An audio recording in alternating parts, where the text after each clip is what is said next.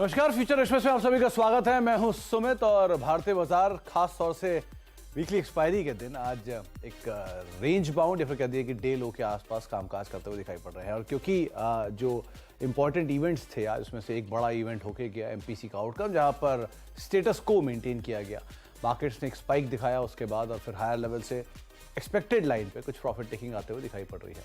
तो मार्केट्स में more less आज के सत्र की अगर बात की जाए तो थोड़ा बहुत प्रेशर मार्केट में देखने को मिल रहा है। और जो प्रेशर है उसके लिहाज से देखा जाए तो डे लो के आसपास इंडिसेस सो फार कामकाज करते हुए दिखाई पड़ रहे हैं। Nifty bank, mid cap, small cap, सारे के सारे इंडिसेस आज भी डे लो के आसपास ट्रेड करता हुआ करीब 34,216 के स्तरों पर 174 176 अंकों की गिरावट मिड कैप इंडेक्स में देखने को मिल रही है। निफ्टी फ्लैट दिखेगा वैसे आपको, लेकिन अदरवाइज हायर लेवल से एक तेज सेल ऑफ वहां पर भी आता हुआ दिखाई पड़ा है। और इंटेंसिटी क्रैश मार्केट में ज़्यादा दिखाई पड़ेगी। आप मिड कैप को देखेंगे या स्मॉल कैप को देखेंगे तो वहां पर डैमेज ज़्यादा है। डे लो पर दोनों इंडिसेस सो फार कामकाज करते हुए दिखाई पड़ेंगे। मिड कैप डे लो पर, स्मॉल कैप भी डे लो पर कामकाज कर रहा है। 0.5% से ज़्यादा की बिकवाली वहां पर भी देखने को मिल रही है।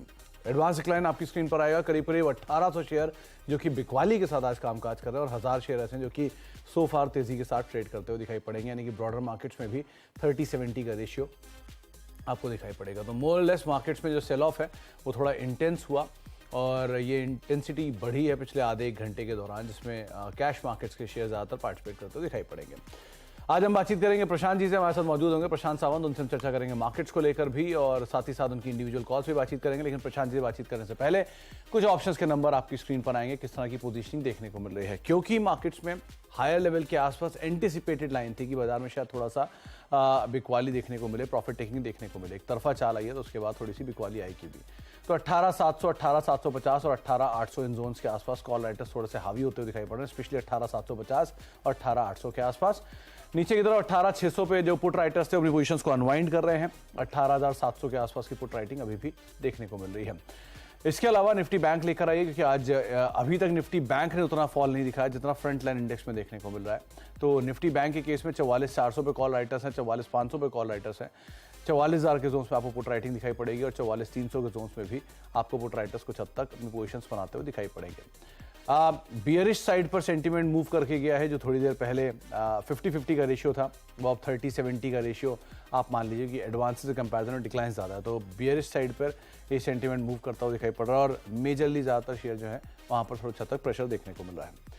नंबर्स के बीच में आप बातचीत करते हैं। इनफैक्ट ये आपके सामने 7 शेयर लॉन्ग, 13 शेयरों में शॉर्ट कवरिंग, 55 शेयरों में शॉर्ट्स और 112 शेयरों में अनवाइंडिंग आपको दिखाई पड़ेगी। आंकड़े भी आपकी स्क्रीन पर आएंगे, कहाँ पर लॉन्ग्स बन रहे हैं, कहाँ पर शॉर्ट कवरिंग है। लॉन्ग बन रहा है जेएसडब्ल्यू स्टील में, एनटीपीसी में, इंटरग्लोब एविएशन में, डिक्सन टेक में, और शॉर्ट कवरिंग है एमसीएक्स में, भारत फोर्ज, पावर ग्रिड और टाटा पावर, कुछ ऐसे नाम जहाँ पर शॉर्ट कवरिंग देखने को मिल रही है। अनवाइंडिंग कल की तेजी के बाद एचपीसीएल में, इंडिया सीमेंट में, वोडाफोन आइडिया में और डीएलएफ में, और नए शॉर्ट्स बिल्डअप दीपक नाइट्राइट में। प्रेशर लगातार बना हुआ है स्टॉक के अंदर। एल&टी फाइनेंस होल्डिंग और आयशर मोटर जैसे स्टॉक, टाटा कम्युनिकेशन बढ़िया तेजी के बाद अब नए शॉर्ट्स बनते हुए दिखाई पड़ रहे हैं। प्रशांत जी नमस्कार, स्वागत है कार्यक्रम में। मार्केट्स को लेके पहले तो आपका व्यू, क्योंकि बाजार में एंटिसिपेटेड भी था कि जिस तरह से फर्स्ट हाफ चल रहा था, लग रहा था कि शायद सेकंड हाफ में थोड़ी सी बिकवाली आएगी इंडेक्स में, स्पेशली एमपीसी के आउटकम के बाद और डेरिवेटिव एक्सपायरी को देखते हुए। ये पुल बैक रहेगा या थोड़ा और इंटेंस होगा? सुमित जी, गुड आफ्टरनून और सभी दर्शकों को नमस्कार। तो जहां तक इंडाइसेस की बात है, आज मुझे भी इंडाइसेस में वीकनेस एक्सपेक्टेड थी। इसकी वजह ये थी कि अगर आप ओवरऑल सेंटीमेंट देखें, जनरल सेंटीमेंट वो ये था कि रेट चेंज नहीं होंगे और फिर मार्केट स्ट्रॉन्ग रैली देगा, बट ऐसा होता नहीं है। रेट चेंज नहीं होंगे ये एक्सपेक्टेड था, बिल्कुल वही हुआ। तो उसके बाद एक प्रॉफिट बुकिंग आना बहुत एक्सपेक्टेड था। बट क्या ये रिवर्सल है? तो मुझे नहीं लग रहा है कि ये रिवर्सल है, क्योंकि जैसे मैं हमेशा कहता हूँ कि अगर एक डाउन ट्रेंड चल रही है तो उसमें जब तक एक हायर बॉटम हायर टॉप नहीं बने, मैं कोई ट्रेंड चेंज के लक्षण नहीं देखता हूँ। उसी तरह जब एक स्ट्रॉन्ग अपमूव चल रहा है, तब जब तक एक लोअर टॉप लोअर बॉटम नहीं बने, मुझे कोई जल्दबाजी नहीं होती है कि टॉप पे सेल करूं, नीचे सेल करके भी रिस्क रिवॉर्ड रख के हम पूरी मुंह कवर कर सकते हैं। तो मुझे लग रहा है अभी के हिसाब से अगर मैं निफ्टी फ्यूचर्स को देखूं, हम करीबन 18,750, 18,750 पे, और मुझे लग रहा है जिनके लॉन्ग होंगे, तो आज जो हाई बना था वहां से 100 पॉइंट नीचे है। तो अगर आपने ट्रेलिंग स्टॉप लॉस के बुक नहीं किया है तो आप एटलीस्ट अभी 18,725 पे ट्रेलिंग स्टॉप लॉस लगा दो, ताकि आपके प्रॉफिट्स बुक हो जाए। जहां तक पोजिशनली यानी ट्रेंड चेंज के हिसाब से अगर मैं देखूं, जो मेक और ब्रेक लेवल होगा यहाँ से काफी नीचे, वो करीबन 18,540, 18,540, यानी यहाँ से 200 पॉइंट नीचे। वैसे देखा जाए तो निफ्टी के लिए 200 पॉइंट बहुत ज्यादा नहीं है, बट पोजिशनल लेवल जहां पे मैं ट्रैक कर रहा हूँ क्लोजिंग बेसिस पे वो 18,540 होगा जून फ्यूचर्स में। जब तक ये लेवल इंटैक्ट है, मुझे लग रहा है कि हम करीबन जब भी अपमूव वापस शुरू हो तो 18,900 तक जाने की क्षमता रखते हैं। बट फिलहाल मुझे लग रहा है कि अभी लॉन्ग्स नहीं रखने चाहिए, 1-2 दिन बाद हम डिसाइड कर सकते हैं। एक बार उस लेवल के आसपास 18,600 580 के जोन के आसपास मिल जाए तो डेफिनेटली हम एक लॉन्ग के बारे में सोच सकते हैं। शॉर्टिंग की सलाह मैं बिल्कुल भी नहीं दूंगा। और इसी के सामने मैं जब बैंक निफ्टी देखता हूँ तो यहाँ पे क्लियर लैगर्ड रहा है, जैसे कि निफ्टी में रिलायंस परफॉर्म नहीं कर पा रहा है, 2530 स्पॉट जो मैं बार बार ट्रैक कर रहा हूँ उसके ऊपर क्लोजिंग नहीं मिल रही है। उसी तरह से जो बैंक निफ्टी में एक लैगर्ड रहा है वो एचडीएफसी बैंक है। अगर हम पिछले 3 दिनों में देखें तो एक्सिस बैंक ने एक बहुत अच्छी मूवी थी, लीड किया था। बट अभी अगर आप देखो तो एक्सिस बैंक आज सुबह से अंडर परफॉर्म कर रहा था और बाकी सारे ही बैंक ऑलमोस्ट स्टक है। कोटक बैंक भी अंडर परफॉर्म कर रहा है। तो अभी हम 44,300 के बहुत नजदीक आए, 44,300 जून फ्यूचर्स में। यहाँ पे 44,100 के जस्ट नीचे 44,080 ये आपके लिए शॉर्ट टर्म के हिसाब से अहम सपोर्ट होगा। और जहां तक पोजिशनल बात है, जैसे ट्रेंड चेंज की बात जो मैंने निफ्टी के बारे में 18,540 क्लोजिंग बेसिस कहा था फ्यूचर्स में, उसी तरह बैंक निफ्टी में वो लेवल होगा 43,800। तब तक जून फ्यूचर्स इसके नीचे क्लोज नहीं होते, तब तक मुझे लग रहा है कि ट्रेंड इंटैक्ट रहेगी। अगर क्लोज हो तो शायद हमें जो रणनीति होगी और जो अप्रोच होगा वो चेंज करना होगा। बट फिलहाल ये पोजिशनल लेवल जब तक इंटैक्ट है, आप इंडेक्स पे ट्रेड ना करें, बट इंडेक्स को ध्यान में रखते हुए स्टॉक स्पेसिफिक, सेक्टर स्पेसिफिक बहुत सारी अपॉर्चुनिटीज होगी। तो अभी वीकनेस के साइन नहीं है, कॉशियस होने के थोड़े से साइन जरूर दिखाई पड़ेंगे। 18,530 जब तक ये क्लोजिंग बेसिस पे निफ्टी क्लोज नहीं होता है तब तक के लिए आपका जो बाय ऑन डिप्स का रणनीति ही रहेगा बतौर स्टॉप लॉस। लेकिन अगर क्लोजिंग बेसिस पे 18,530 के नीचे बंद हो जाते हैं तो आप एक बार को अपनी रणनीति बदल सकते हैं। ये प्रशांत जी की तरफ से साफ राय है। और लाइकवाइज निफ्टी बैंक के केस में भी इसी तरह से अगर क्लोजिंग बेसिस पर कुछ मूव रहता है तभी आप वहां कॉल लीजिए, अदरवाइज वहां पर भी कोई रणनीति में बदलाव नहीं है। तो प्रशांत जी, हीरो जीरो की उम्मीद तो मुझे नहीं दिख रही आपकी कमेंट्री में, लेकिन क्या ऐसा कोई इंडेक्स है जिसके ऊपर नजर रखी जा सकती है या कोई पुल बैक प्ले या ट्रेड आप एक्सपेक्ट कर रहे हो? जी, मुझे एक्चुअली सुमित जी ऐसा लग रहा है कि अभी जैसे मैंने कहा कि जो निफ्टी का लेवल है वो 18,750 के आसपास है।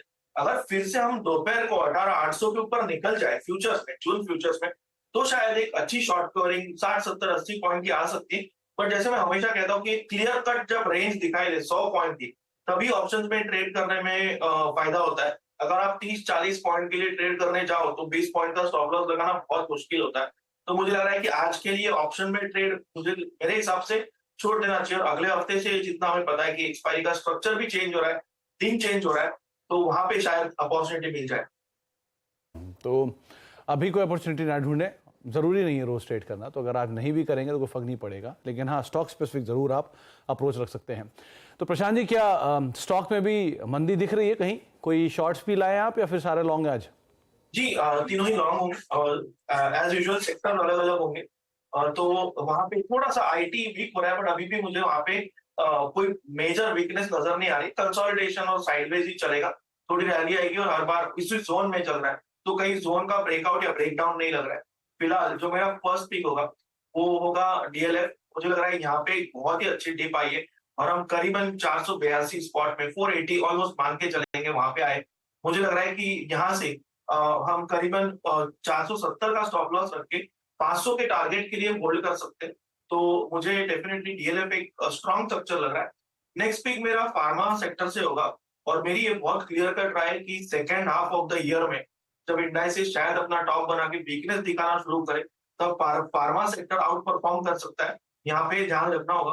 तो फार्मा में मेरा पिक अभी के लिए होगा सिप्ला। यहाँ पे 950 के जस्ट ऊपर मेरा स्पॉट में स्टॉप लॉस होगा। जो टारगेट में देख रहा हूँ वो ऑलमोस्ट 200 दिनों के एवरेज के करीब 990 तक देख रहा हूँ। पोजिशनल ट्रेड होगा, बट मुझे लग रहा है कि स्ट्रेंथ है पैटर्न में। और आखिरी तो थर्ड पिक है वो टाटा पावर होगा। यहाँ पे मेरा स्टॉप लॉस 215 स्पॉट में होगा, टारगेट में 235 तक देख रहा हूँ। तो डीएलएफ, सिप्ला और टाटा पावर ये तीन मेरे पिक्स होंगे, तीनों ही लॉन्ग साइड पे। ओके, तो डीएलएफ 500 रुपए के टारगेट्स के लिए 470 का एक स्टॉप लॉस लगा के लॉन्ग साइड पे जाएंगे। सिप्ला 990 के टारगेट्स के लिए आप लॉन्ग साइड पे जाएंगे, 952 का एक स्टॉप लॉस लेंगे। और टाटा पावर 235 रुपए के टारगेट्स के लिए आप लॉन्ग साइड पे जाएंगे, और आप यहाँ पर भी पोजीशन लो लॉन्ग साइड पर रख सकते हैं। इस बीच एमपीसी की प्रेस कॉन्फ्रेंस में सीधे आपको लेके चलते हैं, वहाँ पर गवर्नर साहब कुछ हुआ है। Then I'll ask my MPC question. Oh, it's a prelude. This is not I part thought of many it. others wanted to ask this question, so you have preempted that.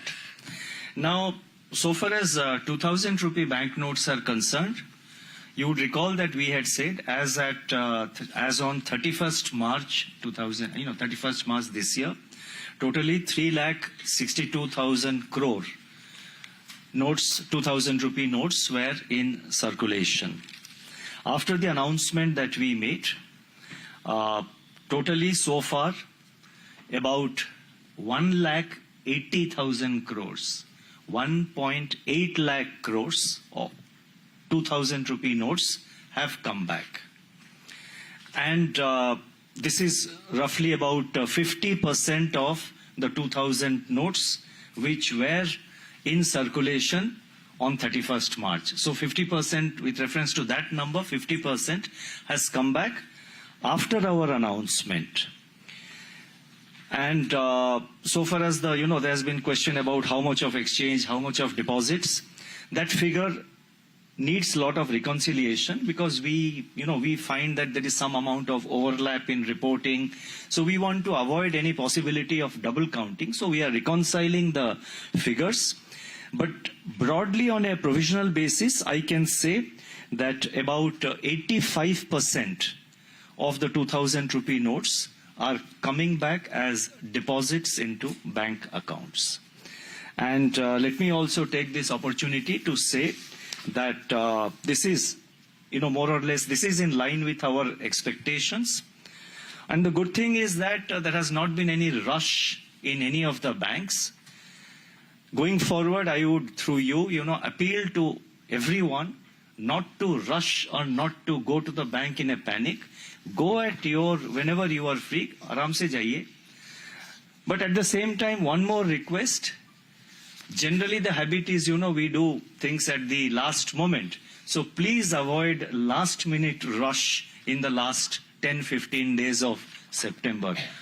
Wider dissemination के लिए अगर मैं हिंदी में बोलना चाहूँ तो बोलना चाहूंगा दो शब्द कि जैसे मैंने पहले 2 हफ्ते पहले मैंने कहा था कि आप आराम से जब भी आपको टाइम हो आप जाके एक्सचेंज कर दीजिए या आप 2,000 रुपी नोट अपने अकाउंट में डिपॉजिट कर दीजिए. कोई जल्दबाजी करने की जरूरत नहीं है. करेंसी हमारे पास बहुत स्टॉक से, कोई जल्दबाजी की जरूरत नहीं है. आराम से आपके सुविधा के अनुसार आप उसको डिपॉजिट करिए या एक्सचेंज करिए. बट उसके साथ साथ मैं ये भी कहना चाहूंगा कि 30 सितंबर मतलब वो लास्ट जो 10-15 दिन होता है 30 सितंबर से पहले, उस वक्त किसी तरह की मतलब सडन पैनिक रश क्रिएट मत करिए. आराम से, अभी तो बहुत टाइम है, उसके अंदर आप आपके टाइम के हिसाब से जब भी आपको सुविधा हो रहा है तो आप उसको डिपॉजिट कर दीजिए या एक्सचेंज कर दीजिए. Thank you. So, my question is on liquidity. The way the Reserve Bank, there seems to be a greater willingness to do VRRs, that is removal of liquidity, and a slight hesitation in doing repo auctions, which is giving liquidity. So from that, should we understand that RBI would be happier if the weighted average call rate lay between 6.5 and 6.75? The comfort is more if it is higher and not as much when it is lower. And considering that banks also have been hesitant to, you say that they are very cautious about giving you money in VRRR. Will you look for more enduring ways like, an OMO purchase or something like that? You see, our target of monetary policy, as you know, is 6.5% is the policy repo rate. And typically our expectation is that, and what we would like to see is that the overnight call rates are also aligned to 6.5%. Beyond that, it is a function of day-to-day fluctuation or, week-to-week fluctuation in the overall liquidity situation. So we expect and we would like the overnight call rates to be aligned with 6.5% policy rate. Now, whether there is a preference for RRR or VRRR, that is variable rate repo auction or a reverse repo auction, that depends on the prevailing situation in the market, and we, as I said, we will remain very flexible. I mean, we will remain very nimble. We will act swiftly as we have done over the last 4 days. We'll remain nimble. We will remain flexible. And I have also said in my statement that, I just mentioned it in my opening remarks here, that we will do two-sided operations as per requirement. Anything else you would like to add? No. Other than repo, since in the RRRs the banks have been cautious, will you look for other instruments? No, I think that as and when we will decide, you will know. But banks have been cautious, and let me make also one point. I think there is still some amount of liquidity sitting there. When we say banks are cautious, let us remember that through the VRRR auctions, which we have done, and some of it is maturing today, till yesterday, about 1,50,000 crores of rupees 1,50,000 crores have been mopped up through VRRR operations. Thank you, sir. I'll move on to Mr. Govardhan Rangan from Economic Times. तो दो important updates पिछली liquidity को लेकर भी और 2000 के note को लेकर भी कि 1.8 लाख करोड़ के जो नोट हैं वो सिस्टम में वापस आ गए हैं। अभी रिकंसिलिएशन चल रहा है, लेकिन कुल सर्कुलेशन में 50% नोट सिस्टम में लौट चुके हैं। 85% की बात है, लेकिन उसमें भी काउंटिंग चल रही है, इसलिए 50% कहना ज़्यादा बेटर है कि वो नोट सिस्टम में वापस आ चुके हैं। दूसरा अपडेट ये भी है कि केरल जो है वो मानसून पहुंच चुका है। आमतौर पे 1 जून को पहुंचता है, लेकिन इस बारी 8 जून को आज केरल मानसून जो है केरल पहुंचता हुआ दिखाई पड़ा है। तो इस अपडेट के साथ एक ब्रेक का वक्त है, ब्रेक के बाद लौटते हैं और बातचीत जारी रखते हैं प्रशांत जी से। मार्केट्स की बात की जाए तो बाजार तो एक रेंज के अंदर ही है, करीब करीब डे लो के आसपास 18,693 684 का लो और उसके आसपास ही, लेकिन स्लाइटली पुल बैक आपको दिखाई पड़ेगा मिड कैप में, जहां पर एक समय पे 0.5% से ज्यादा का फॉल था, वहां पर अब 0.5% से थोड़ा कम फॉल है। तो वहां लोअर लेवल से जरूर मूव आया, लेकिन फ्रंट एंड इंडेक्स में कोई खास ऐसा मूव नहीं देखने को मिल रहा है। प्रशांत सर, सस्ता ऑप्शन कहाँ, माफी प्रशांत सर से मैं सस्ता ऑप्शन पूछूंगा, लेकिन उससे पहले एक रिमाइंडर है कि राजेश सर ने कल, राजेश पालिया सर हमारे साथ मौजूद थे, उन्होंने LNT की 2300 की कॉल दी थी, जिसमें 63 रुपये 64 रुपये ये अभी का भाव आप देख रहे हैं। इसमें 65 रुपये का टारगेट था पहला, जो कि अचीव होता हुआ दिखाई पड़ा है। तो 63 रुपये के स्तरों पे कॉल कामकाज कर रही है। 65 पहला टारगेट था, 70 दूसरा, लेकिन 65 रुपये के जो टारगेट्स हैं वो अचीव होते हुए दिखाई पड़े हैं। तो प्रशांत सर, अब आपकी तरफ से सस्ता ऑप्शन कौन सा चुना आपने? जी सुमित जी, यहाँ पे जो डिक्सन है मुझे काफी अच्छे लेवल पे लग रहा है, और मुझे लग रहा है यहाँ से ये अच्छे पिकअप पे जा दे सकता है। करीबन स्पॉट में मुझे लग रहा है ये 4,200 तक जा सकता है। इसकी जो 4,000 की कॉल है, जो अभी ऑलमोस्ट 125 चल रही थी, अभी शायद 130 हो गई, यहाँ पे 80 के जस्ट नीचे 78 पे मैं स्टॉप लॉस रखूंगा, और जो मेरा टारगेट होगा वो 190 और टारगेट 2 होगा वो 210 का होगा। थोड़ा मैंने बढ़ा दिया, क्योंकि जब मैं देख रहा था 120-22 चल रही थी, अभी बात करते करते 130 के ऊपर निकल गई, तो 190 का टारगेट और 210 का टारगेट। तो डिक्सन टेक, पहले तो इसका चार्ट 1 महीने का लेकर आएगी, सिचुएशन वहां से ज्यादा आपको क्लियर होगी। नंबर्स आए थे और नंबर्स के बाद स्टॉक ने एक ऐसी तेजी दिखाई, 3500 का जो क्लियर रेजिस्टेंस है इसका, उसको ब्रीच करा और उसके बाद तो एक तरफा तेजी दिखाई। तो ये नंबर्स के लेवल थे वो 3368 रुपये के वाले या 3400 वाले, वहां से तेजी आई और उसके बाद अब नए मंथली हाई के आसपास ऑलरेडी कामकाज कर रहा है। 4000 की कॉल के ऊपर आप दांव लगा सकते हैं। 190 पहला टारगेट रहेगा और 210 दूसरा टारगेट रहेगा। 78 का एक स्टॉप लॉस यहाँ पर आप मेंटेन करेंगे। प्रशांत जी ने जब बातचीत की 133-34 के जोन्स में कामकाज कर रहे, 135 रुपये के आसपास है। 78 रुपये का पहला टारगेट और 190 रुपये का पहला टारगेट, 210 का दूसरा टारगेट और 78 रुपये का एक स्टॉप लॉस यहाँ पर आप मेंटेन कर सकते हैं। प्रशांत सर, बहुत बहुत शुक्रिया अपना समय में देने के लिए और हमसे बातचीत करने के लिए। आज ज़्यादा बातचीत नहीं हो पाई, लेकिन बहुत बहुत शुक्रिया अपना समय में देने के लिए, हमसे चर्चा करने के लिए। Markets more less flat to negative side, लेकिन एक बार एडवांस डिक्लाइन लेकर आएगी कि वहाँ पर सिचुएशन थोड़ी सी इंप्रूव हुई है, जहाँ पर 1800 शेयर के आसपास थे गिरने वाले और 1000 शेयर के आसपास थे बढ़ने वाले, उनमें थोड़ा सा एक अपटिक आया है और करीब 1841 या 1900 की तरफ थे, 1841 रहेगा और 1000 से 1047,050 के आसपास थोड़ा सा बेटरमेंट साइड पर मिड कैप स्मॉल कैप में अपटिक आते हुए दिखाई पड़े हैं। लेकिन मार्केट्स में प्रेशर है, प्रॉफिट टेकिंग रादर आप कह सकते हैं। ब्रेक का वक्त है और ब्रेक के उस पार सास बहु सेंसेक्स आशीष वर्मा के साथ।